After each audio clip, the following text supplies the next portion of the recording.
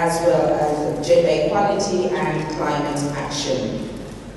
We are running quite behind in time, unfortunately. Diplomatic protocol does not allow us to intervene for keynote speeches, so we will try and make up for the time as best as we can. And seeing as you have been such an engaged and participative audience, we are pulling forward the tea break because we all need the leg stretch right now. Ideally, according to our program, we should be ending our first panel discussion, which would have started at 10, and ending roundabout tea break, which would have been at 11:15. The adjustments that we have made, it is now 11:20. We're hoping to have brought it forward by 11. It's 11:20 now. We will take a 20-minute, please. 20 minutes tea break. We had 30. 15 would be unrealistic because we know you have to go in and out. So we would like you to wrap it up nicely in terms of just sharing with us what philanthropy's role in driving meaningful action that promotes the strategic use of resources for maximum impact in inclusive growth and tackling inequality. What are your thoughts on that? Thank you so much, and also thank you for the opportunity for us to be here and to participate. First, I usually try and define philanthropy is defined as love for humanity.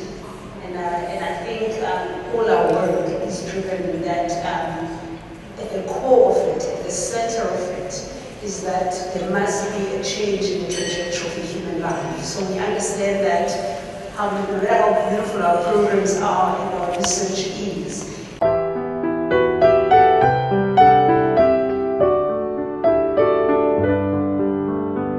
Media having taken its place in the digital revolution, Ikasi Media has opened up opportunities for rural youth in the creative economy, and we'll hear more about this later. Next to the list is Sandile Punazi from Girl Code. Sandile is the founder and CEO of Girl Code, an organization that has empowered over 80,000 girls and women through technology education. We'll hear later from her about how and what they are doing. And then we have Christine Pau. She's the CEO of Art Labs, South Africa, and the founder of Art Labs Innovation, partnering with international companies in the tech industry. Also the co-founder of 3 other projects, all focusing on youth and women's empowerment. Before we continue with our discussion, we'd like to get a quick indication of who's in the room and in terms of participation. And if Doc could put on that slide. So I mentioned you're all digitally savvy now. You all have phones and you use your phones. So let's look if you can complete this poll for me quickly. You have a Wi-Fi code. Is it available there? If you can go on your phones, on your browser. I see he hasn't put that on as yet. The team at the back, please. The slide. But while you're waiting, I can also give you the code. If you go onto your browser and your phones, those that don't have the Wi-Fi password already, it's EX capital E, X, PLOR. Oh, there's it. EX, PLOR, the number 3, CTICC with the exclamation mark. If you don't have your Wi-Fi, if you don't have data or connectivity, and join menti.com. If you could go onto menti.com in your browser, and the password, it will ask you for a code. Type in the code 237-62507. You are also welcome as panelists to go on that so that we can see who's in the room. So often, I've been facilitating many sessions, and often we would like a diverse group of people to participate, and you end up with government speaking to government, and for example, and you cannot come up with solutions if it's entrepreneurs, for example, in a specific field. Wow, look at that. And the first one is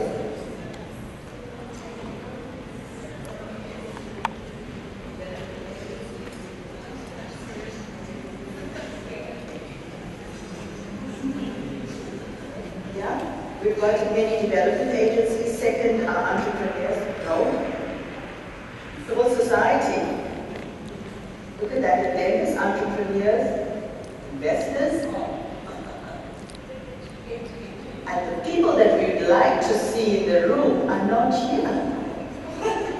You see what I mean? Business and industry, these are the employees that we'd like to see, especially when we're talking about youth unemployment and self-employment. Okay? So we've got an idea of who's in the room. The highest is actually development agency again, civil society, which is NGO sector, entrepreneurs, keeps changing. Okay, I think we need to close this now if you haven't already done this. Okay? So, it's continuing, I can see it on my phone. So, entrepreneurs, most are entrepreneurs in the room, civil society, development agency, investors, small portion of business and industry. Of course, we have government. I'm not going to look at this anymore. But the bulk are entrepreneurs in this room. So, ideal would have been to have more employers. So, starting with our, Soraya has already presented the project that we are here to discuss. And of course, looking at digital careers that will aid you in finding work and obtaining self-employment opportunities. And so far, we know work has been done. So based on what has been done, maybe we can start with you. Why do you think technology, in terms of unemployment in South Africa, which is so high, yet digital technology is seen as one skill people are going to need, the chances of employment is better. Why do you think so? What do you see as opportunities? Firstly, hello everyone. From my point of view, I'm obviously looking through a more creative lens, which would be the media landscape, because that's what FAST does. But I feel very inspired by the future, constantly the trends that technology is taking. Firstly, looking at content creation and storytelling, not only from a corporate or brand perspective, but also from a private person and individual perspective. And the jobs that are coming out, new age jobs that you've seen coming out over the last 5 years, has really established new opportunities of maybe not permanent income, but opens up the gig economy for unemployed youth who are tech savvy. Furthermore, the exciting part is storytelling, having young people and specifically women able or empowered to tell their own stories. I think that is quite remarkable, to get your story out there and to have people actually engage with your content. So for us, the content and storytelling is a big part. And then there's obviously other emerging sectors like gamification and animation, which also crosses over into training and e-learning. So the opportunities are really huge. Thank you. Absolutely agree, and good afternoon, everyone. So I think the gig economy is what we're looking at, right? So as much as we wanted employers in the room, we also come to realize as GoCode that we need to think of other ways of generating income. So we're giving you a digital skill, we're giving you software development skills. We have entrepreneurs, right, that need these skills, that need to build tech businesses or tech-enabled businesses. So rather than trying to find permanent employment, we should look at how we can start having fractional devs, right? So meaning that you only utilize the skill when you need it, and you pay for that services. And that's something we're also looking at within GoCode. How do we then make all these young women that are now skilled and help them to become freelancers, help them to become entrepreneurs that then have a technical skill that can help other entrepreneurs build their businesses. And I think that's the only way we're going to grow. There's only so much that the private and the public sector can employ people. So yeah, I definitely think that's where we're going as an industry. We're looking at the gig economy and we're looking at what are the opportunities that we can leverage to make sure that young people start learning, utilizing the skills that they have, as opposed to sitting at home and waiting for someone to give them full-time programs. Thank you. I get that, David. I would think not just employment, but self-employment. But what about the role of mentors, and that's where the employer comes in, not that we need them to permanently employ someone. Would you like to elaborate your own experience? The role of mentors, I think it's pretty crucial. I think that sometimes it's understated or underrated. Orders is a multi-generational organization, and we've seen. I've only been in the CEO role for a year, but just understanding. That's on an organization with the importance of having a mentor in my media and digital media spaces. Also looking at or igniting the conversation around storytelling and utilizing your mobile device to create content. That is also our recruitment drive. So it's an awareness for the communities, but it's also a recruitment drive for us, where we actually cherry pick the learners who show commitment firstly, and secondly have a little bit of creative play and some understanding of technology, and they will then continue on to our accredited programs.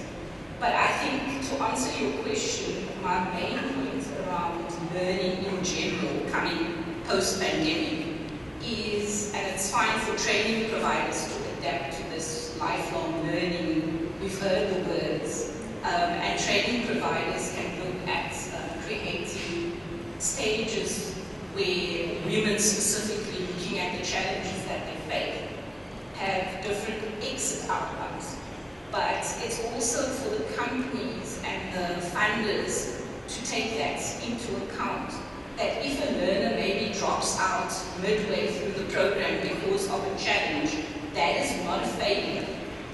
That learner needs to earn the credits that they have covered to that point, and should be able to continue with the program when they are able to pick it up again and their situation changes. So for me, where the curriculum is concerned, us as training providers could do that, and we can build flexible curriculums, but it's for the rest of the environment to come to the party. And certification is another thing. When you think about Google or AWIEF, anything cloud computing, that's definitely opening up a lot of opportunities for the youth. So I think communicating this to them, that there's more than one pathway to jobs. I know traditionally in South Africa, this idea of going to university, you'd be able to make it, but there's definitely more opportunities. And for me, it's just communicating the message out there to the youth, making sure that it's accessible, and so it's so hard for them to have such days of this kind, because that's exactly what they do.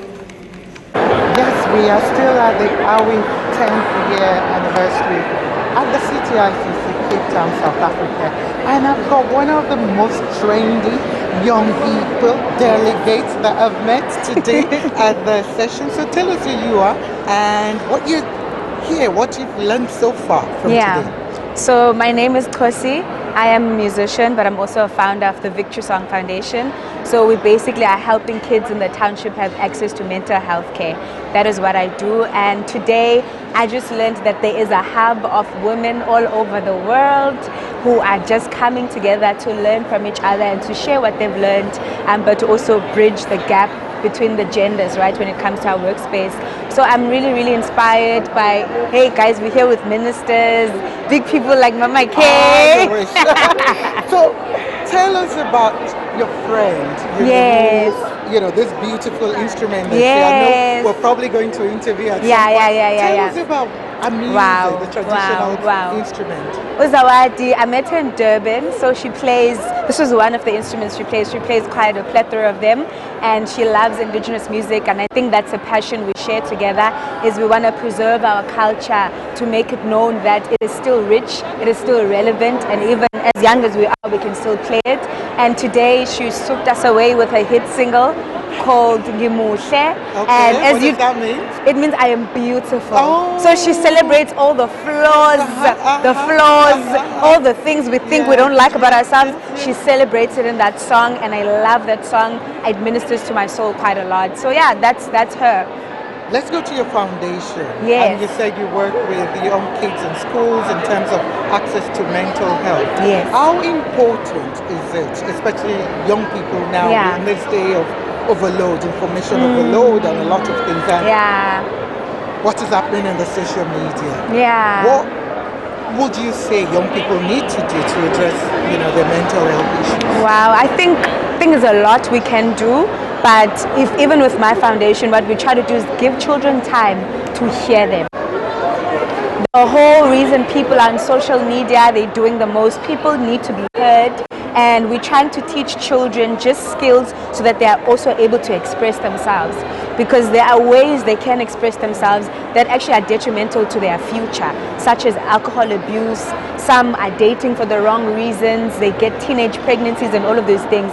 So we have this after school program that we just want to say, come in, want to teach you about life, want to encourage you, but then also when you are grown, you have a victorious mindset that, you know what, I can tackle life with my head on based off the skills that I've learned. So yeah. Victorious and be mindset. victorious. Foundation. So I want you to close with a word of encouragement to young people out there, and any message as well for AWIEF, as the organizers. All right, so I just want to say to young people that it doesn't matter where you come from, but just know that if you have been given that calling by God, He has already made the way for you to come forth. So just trust in that little voice, keep on taking the steps forward and going on. And for this organization, thank you so much for what you do for women. Just to see us, it means the world. So thank you and keep continuing. Thank you. Thank you so much. And I love this. I forgot to mention this. Oh, yes. And you said it was made by Lunacy made this. Yes, check it out. Awesome. Yes. Well, we'll be right back. You heard her. We can see you, and please support Victory Son Foundation. We'll be sharing the details as well at the. We'll be right back.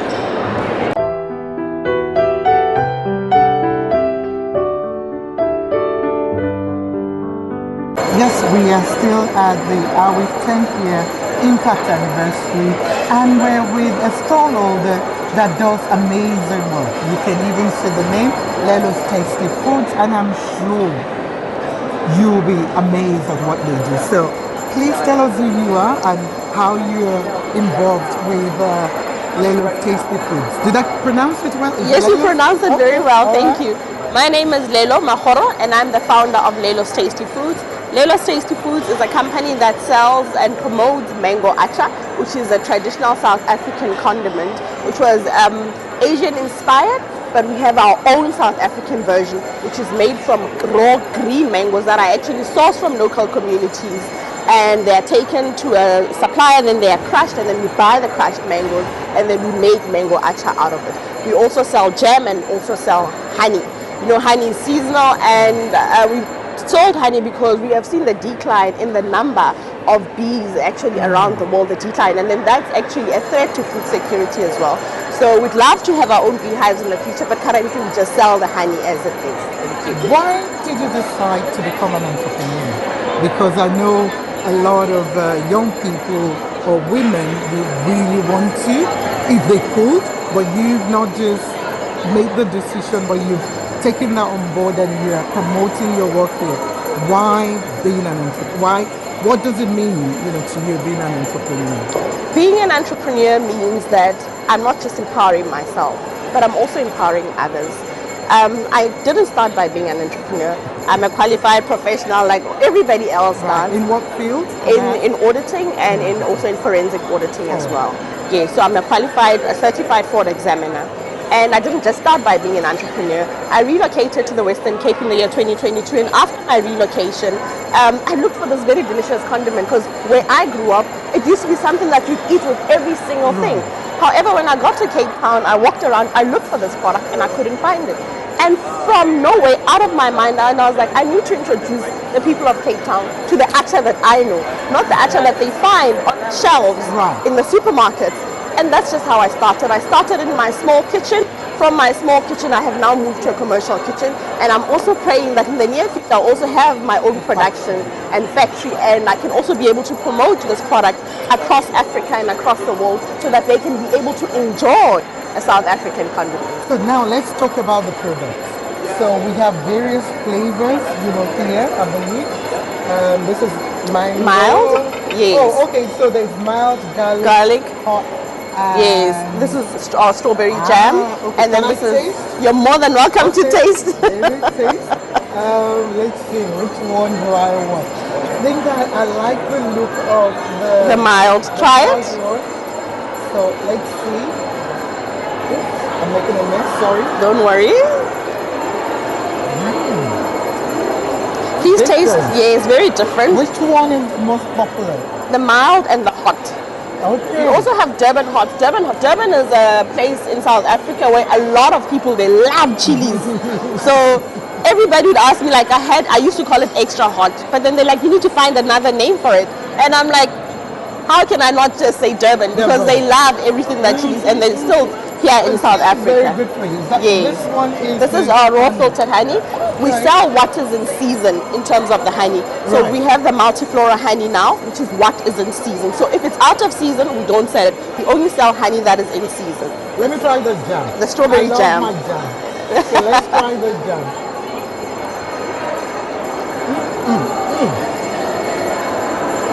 Delicious. Delicious. Thank you very much. Unique and different. I can taste the difference already. I like the fact that you have the mini jams with it. Yes. Who do you supply those to? These I sell to a few restaurants and a few guest houses. And the main idea as well, I actually started with the acha because I wanted people to perceive this product differently to how they know it, where it's normally sold in a traditional tap.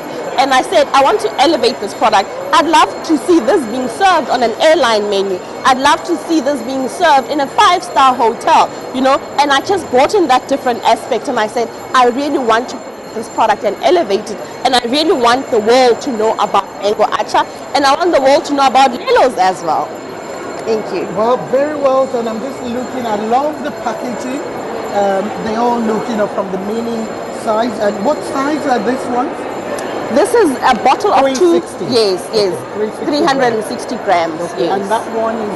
This one is 30 grams, but we pack according to the weight. So can people buy online, as well? We have an online store. There is www.lelostastyfoods.com, and they can also be able to reach us on social media platforms. Awesome. And I see here, because I'm one for NPOs, and what we're doing to make a difference in the community.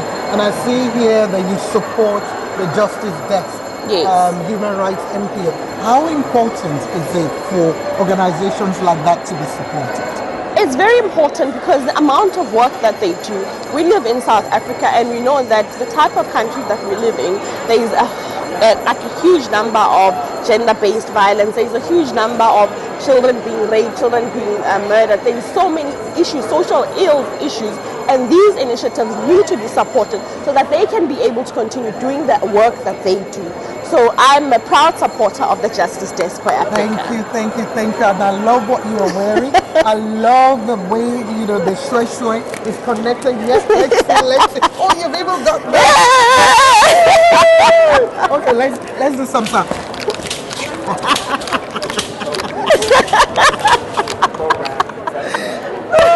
Thank you so much. Thank you so much. What I want you to do now, please, just in closing, to give words of encouragement, to anyone, out there, maybe people who, young girls or even young boys that might want to start as an entrepreneur, just the way you dreamt it in your kitchen and started it, just words of encouragement.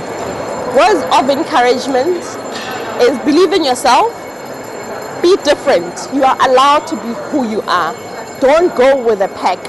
You can be whoever you are and be comfortable with whoever you are and go after your dreams and your visions. Start small. There is no need for you to want to start with a conglomerate, a very big thing. Start small, start in your kitchen and be out there, talk to people, go out to exhibitions like this, go out to the markets, engage with people, talk to people, and just open yourself up to people. The more you open yourself up to people, the more you will realize that people also share information, and what you should also be doing is sharing information. Most times you find that often you get information and you want to keep it to yourself and say, I don't want so and so to know about this thing, I don't want so and so to know about this thing. But that's not going to grow you in any way. But the more you share information, the more you realize how people open up to you. They share information, you share information back, and word of mouth will always work. I mean, I started in my kitchen, and that's just how I grew, with starting in my kitchen, word of mouth. My neighbor told that neighbor told that neighbor, and that's just how I grew. All I had to do was really believe in myself, and I'd like to just say to people, to the young ones, the young girls and the young boys, be different. You don't have to go with the pack. Believe in yourself. Never doubt. You know, there's that inner voice that will tell you, and you know yourself when you're different to the pack. No one has to tell you. Believe and harness that difference, because that difference is what will set you apart from the rest. I thank you. Wow, that was a masterclass in 1 minute. Thank you so much. Thank you so much. I really appreciate it. I see you, we celebrate you, we honor you. Thank you for impacting lives positively. Thank you as well for putting back in the community and making a difference. And we pray, for you that God will open more doors across Africa. That dream that you have for it, your products to be seen across Africa, God will make that happen. Well, Lelo's Tasty Foods, if you want to support them, we'll be sharing the details as well at the end of the program. And she did share some of it, but we wish you all the very best. Yes. Okay. We'll be right back. Thank you very much.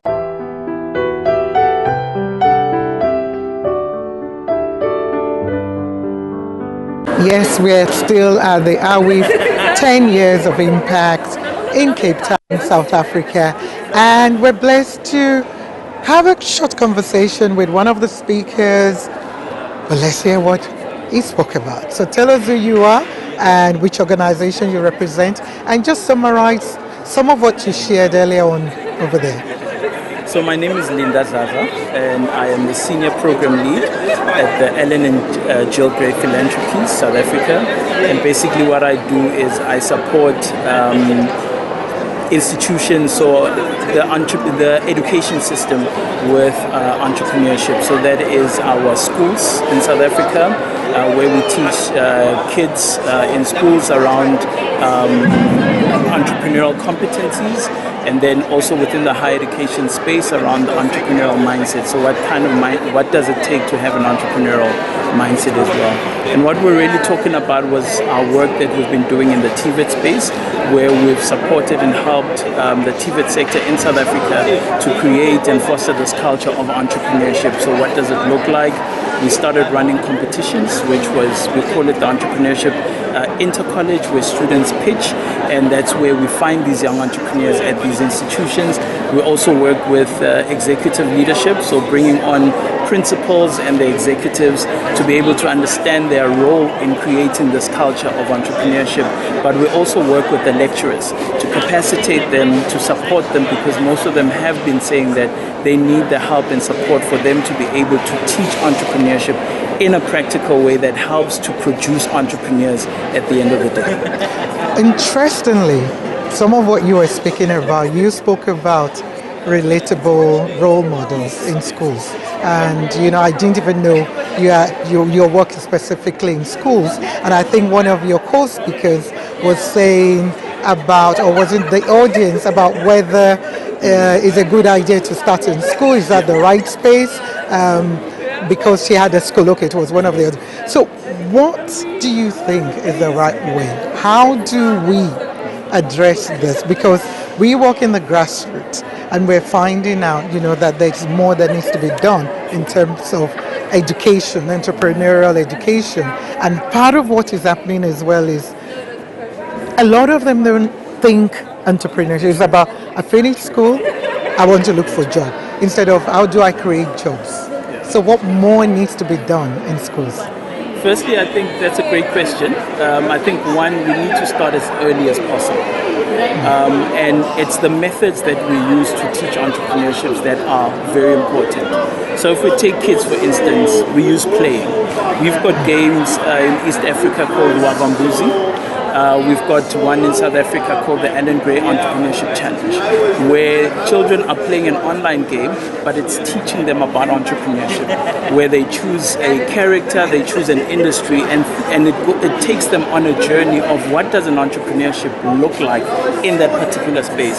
So when we're teaching entrepreneurship, I think we need to move away from the formal way of teaching and start introducing games, start introducing playful methods that will help our young people or our children to be able to remember. So if we create a competition of saying, create a product that you can sell, and then you bring it into the school, and the school creates a space for these kids to be able to sell, whether it's their popcorns, whether it's food, whatever it is, whether it's beads, as one of the people were speaking about in the room. Those are ways that we can teach, and once they've done that practical side, then you bring in the theoretical side to say, from what you have done outside, what can you share from those lessons? But also what is important is to flip the classroom. So not to be teacher-led, but to be student-led, where we give students these assignments, we prompt them, and then we create a space for them to talk about it in the classroom. And then the teacher is able to facilitate the conversation, rather it being an instructive to say, this is what marketing is. But instead of coming to them and say, hey, you made the most sales, how did you ensure that you get your product out there into the market? And once they're able to share, then the teacher can say, that is what we call marketing. And then expand a little bit more on those elements and components as well. There's so much I want to ask you, but I'm being told they need to use the backdrop. But we will come to your stand to ask more questions, because I really want to hear more, from you. Thank you very much. We'll be right back.